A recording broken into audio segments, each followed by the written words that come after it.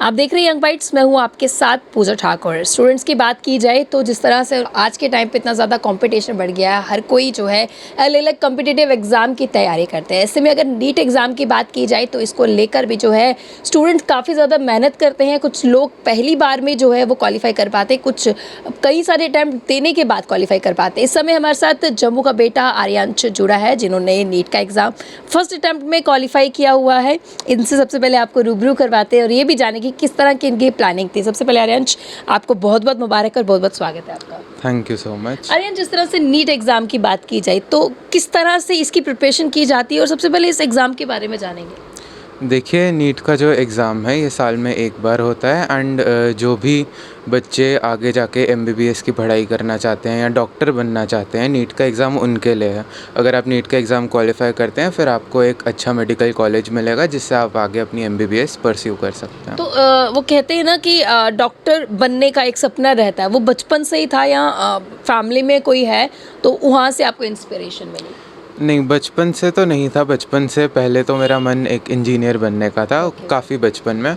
पर बड़े होते होते जैसे एक्सपोजर मिला, जैसे पापा से बातचीत हुई, उन्होंने मेरे को बताया कि डॉक्टर की जो फील्ड है वो एक बहुत नोबल प्रोफेशन है। आपको हर किसी को मदद करने को मिलती है। आप मतलब जितनी मदद एक डॉक्टर किसी इंसान की कर सकता है वो शायद ही कोई कर सकता है, इसीलिए डॉक्टर को भगवान का दर्जा दिया जाता है। इसीलिए जैसे जैसे मेरे को बड़े होते हो और समझ आई और मेरे को पता चला डॉक्टर के प्रोफेशन के बारे में, वैसे वैसे मैंने डिसाइड किया कि मेरे को आगे एमबीबीएस करना। नीट के एग्ज़ाम के लिए कितनी ज़्यादा मेहनत रहती है, क्योंकि ये काफ़ी डिफ़िकल्ट एग्ज़ाम रहता है कॉम्पिटिटिव एग्ज़ाम की तरह। अगर हम बात की जाए तो किस तरह से आपकी एक प्लानिंग थी इसको लेकर, किन किन टॉपिक्स को आपने जो है ज़्यादा फोकस्ड रखा? देखिए, नीट के एग्ज़ाम आज के टाइम में बात की जाए तो कंपटीशन काफ़ी ज़्यादा बढ़ चुका है। तो नीट के एग्ज़ाम के लिए मेहनत तो करनी ही पड़ेगी, काफ़ी ज़्यादा करनी पड़ेगी, ये तो सबको पता है। मेरी प्लानिंग पर्सनली, मैंने जब 11th स्टार्ट करी थी, मैंने तब से नीट के एग्ज़ाम की तैयारी शुरू करी थी। 11th की स्टार्टिंग से लेकर आपको शुरू से ही वैसा माइंडसेट रखना पड़ेगा अगर आप चाहते हैं कि आप नीट के एग्ज़ाम क्वालिफाई करना चाहते हैं, क्योंकि एक लंबा सफ़र है, एक बहुत लंबी जर्नी है। आपको 11th के स्टार्टिंग से लेकर 12th के एंड तक सेम एफ़र्ट के साथ हर दिन मेहनत करनी पड़ेगी, तभी आप जो है इस एग्ज़ाम को क्वालिफाई कर पाएंगे। मतलब कि पूरी प्लानिंग जो आपकी होनी चाहिए, और सबसे पहले आपके माइंड में ये डिसाइड होना चाहिए कि आखिरकार आपने करना क्या है और क्या फ्यूचर प्लान्स आपके। हाँ जी, एग्ज़ैक्टली। आपको पूरी प्लानिंग के साथ चलना पड़ेगा कि आपने कैसे कैसे पढ़ाई करनी है, किस तरीके से आपने पूरी अपनी जर्नी करनी है, तभी आप जो है इस एग्ज़ाम में एक अच्छा स्कोर हासिल कर आपकी पाएंगे। खुद की बात की जाए तो किस तरह की आपने प्लानिंग रखी थी? क्या सब्जेक्ट्स अलग अलग से आपने रखे थे कि हर दिन मुझे इन इन टॉपिक्स को टच करना है, या क्या कुछ था? जितने व्यूअर्स देख रहे हैं, जो कंपटीशन जिस तरह से आपने कहा कि बढ़ चुका है, फर्स्ट अटैम्प्ट में निकालना हर किसी के लिए पॉसिबल नहीं रहता, तो आपने किस तरह से किया? वही टिप्स मैं चाहती हूँ कि आप बाकी के साथ शेयर करें। देखिए, शुरू से ही आपको बहुत बड़ी प्लानिंग करने की ज़रूरत नहीं है कि मैं अभी मेरी जस्ट 11th क्लास शुरू ही हुई है तो मैं 11th के एंड तक ये सब कर लूँगा या 2 महीने बाद ये सब कर लूँगा। आपको हर दिन की प्लानिंग करनी ज़रूरी है। जैसे आज आप सुबह उठे हैं तो आपको पता होना चाहिए कि आज, हाँ जी, मैंने आज फ़िज़िक्स इतनी पढ़नी है, मैंने बायो के 1 चैप्टर पढ़ना है, 2 चैप्टर पढ़ने हैं, मैंने केमिस्ट्री के 50 क्वेश्चन सॉल्व करने हैं।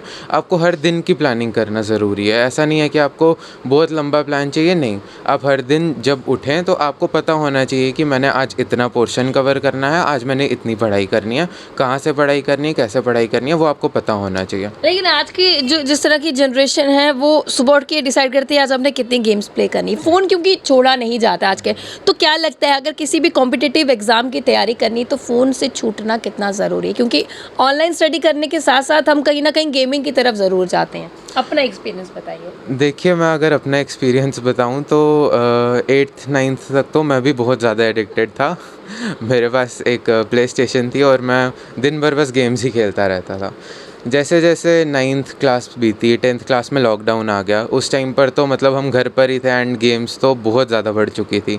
लेकिन फिर 10th क्लास में मेरे को थोड़ा ये भी रियलाइज़ हुआ कि अब पढ़ाई की तरफ थोड़ा सीरियस होना ज़रूरी है एंड कंपटीशन जो है वो बहुत ज़्यादा बढ़ रहा है।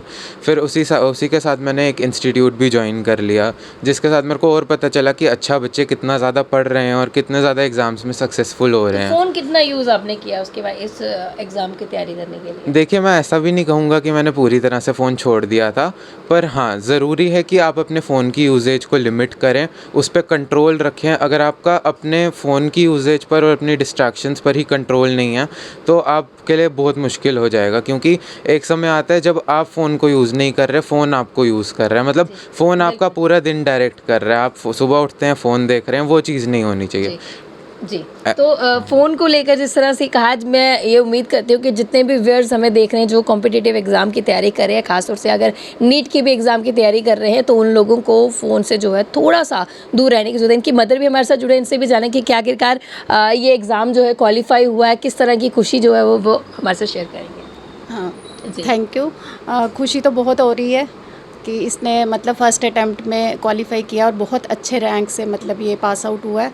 बाकी इसकी मेहनत है सारी, और बड़ों का आशीर्वाद है, मेरी मदर इन लॉ और भगवान की कृपा है। एक मदर ना अपने बच्चे से ज़्यादा, उसको ज़्यादा स्ट्रेस रहता है कि यार बच्चे की स्टडी, क्योंकि उसकी उतनी मेहनत नहीं रहती जितनी एक पेरेंट की रहती। तो आप अपने क्या कहना चाहोगे अपने बारे में? नहीं, इसको लेके कभी ऐसा स्ट्रेस नहीं रहा, इसने कभी स्ट्रेस दिया ही नहीं।